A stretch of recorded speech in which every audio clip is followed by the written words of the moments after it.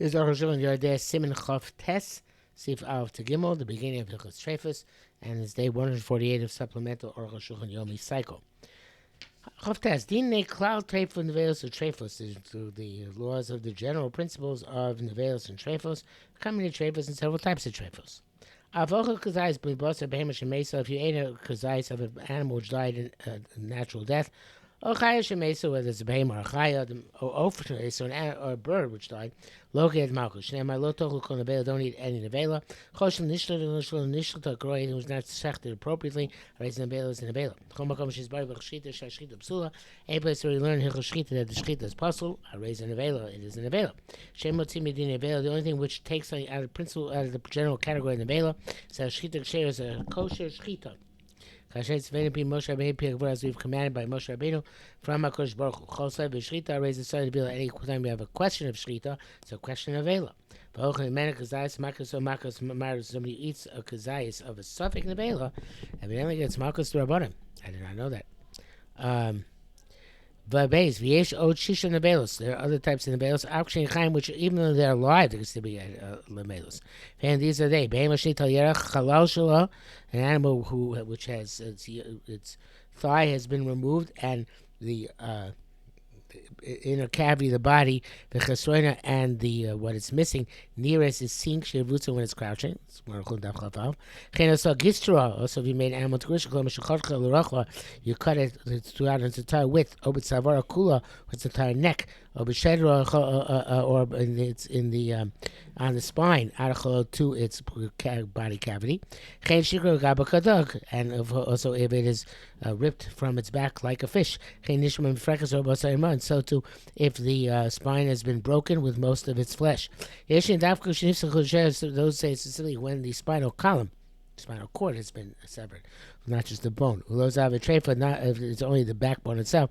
It's just trefa lo nevela. That's the brother of the Taz. Yeshua said those who argue. So too, if the majority of the trachea has become severed, or if the esophagus has become punctured, the place which is suitable normally for shchita, even still living, the das aram perkim shchita. Some say no, it means when you shechted, shchita is not effective. It's halacha is like something which has become rendered unfit during the shchita, but then it's in a veil. Ava Michaim ain't on the trefa, well, it's live, only has the status of trefa. So look at the shach and the kudas hakes and the pre chodesh. Chemash das Rashi Tais, it seems to be Rashi Tais stuff on base. Yeshua, some say there's a in tumas neveil. That's in terms of the tuma neveil. It doesn't have tuma as long as it still survives. I mean, it's in terms of the prohibition of consuming it. Yeshua didn't be it even has it in neveil while it's alive. So to a show in the case you place it. Only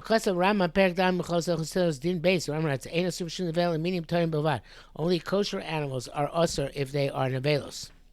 Because they're suitable to be shechted. If they were to be shechted a shchita kshera, they're kosher to be eaten. They're made to eat it. But unkosher species, which is not effective. Where it's shechted appropriately, where they died in normal. I would say shechted probably here is a borrowed term.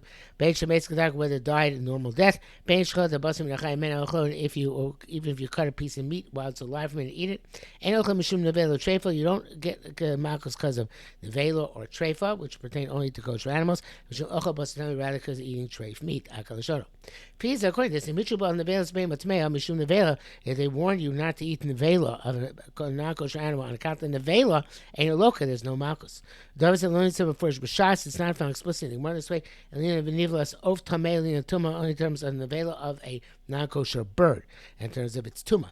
Tuma is based on bliya. It's not matame when you swallow it. Unless oftar like a kosher bird is matame, the nevela of a kosher bird. We don't find such a statement by a behema. And also in terms of a bird, we don't find in terms of the prohibition that there's a distinction whether it's a kosher bird or non-kosher bird. Only in terms of the tumah. So tumah bats around also the distinction between isser and tumah. Ubein over the behema, or there's no between a tumah, or bein over the behema between an animal and a bird. The use of the in terms of the prohibition of the chasavnu peragim shchita, because custom of peragim shchita, like Rambam writes, ayin sham. Now, main savvy but there's no question. Chem pasakas man mitzvah kuvlan gimel ayin sham. Lo mitzvah mishum isser nevela. we not find Isser Achila. Sorry, not find a prohibition on eating, which is unique to kosher animals. Such as a static nerve, and a limb from a live animal. Sheinoi betuma v'tmeya. First by Shas that should be applied to a behemoth tmeya, as is explicit in Shas that these are not applied to tmeya. And this also we're compelled to say this. The most immediate not just like by Kinashim Chazal Tam. The reason Chazal give the reason in Isser Chal Isser. The prohibition does not evolve another prohibition. Hachinami ain't Isser Neveil Chal Isser Tmeya. So to the prohibition of the Neveil does not devolve a top prohibition Tmeya. There ain't no Isser Kol. There's no Isser which includes more of lo Isser Mosif, nor an Isser which is more severe. Also, if we infer the entire Torah, lo Matzih Torah Shem Achila b'Neveilas Behemoth Tmeya. You don't find the prohibition of eating by an inhaler of a non-kosher animal. Rak tuma. You don't find the prohibition of tuma. If you touch the nevel of a behemoth tmeya, parshat tzav b'nefesh k'tigav v'gomer, or b'behemoth tmeya, parshat shmini b'minim atmeim. K'sim for she says specifically mibsarim lo sochelu and some lo sigo. From their flesh you should not eat. From their nevel you should not touch. So there's an isra achila about the basar tameh, but no isra achila because the nevela. The nevela aspect of it is only in terms of tumah. Came talking about v'smeim, and so do by fish and non-kosher fish, non-kosher birds. Right, sure. For kibbutz is posted by kosher animals. See, it says v'ochem ivla says prohibition on eating the nevela. Came parshas rei and sham. Chis nevela my sham lehedi b'torah, and the word so about eating nevela, so explicitly about a kosher animal. Talking Steve Sham is what it says in Varim Perak Zayin. Kol otorid hochlu. Any kosher bird should eat. Lo tochlu kon nevela. Don't eat any non-kosher. Don't eat any nevela of a kosher bird. Can't kadosh of a gomer. We say gufa muchav here is clearly talking about clearly indicative. Lo ma'ir b'tmeya. It's not talking about a tummy animal, tummy bird. Sure doesn't tam says ki am kadosh hator. L'chein lo ta'akush hamesa says when you're holy, therefore don't eat it when it dies.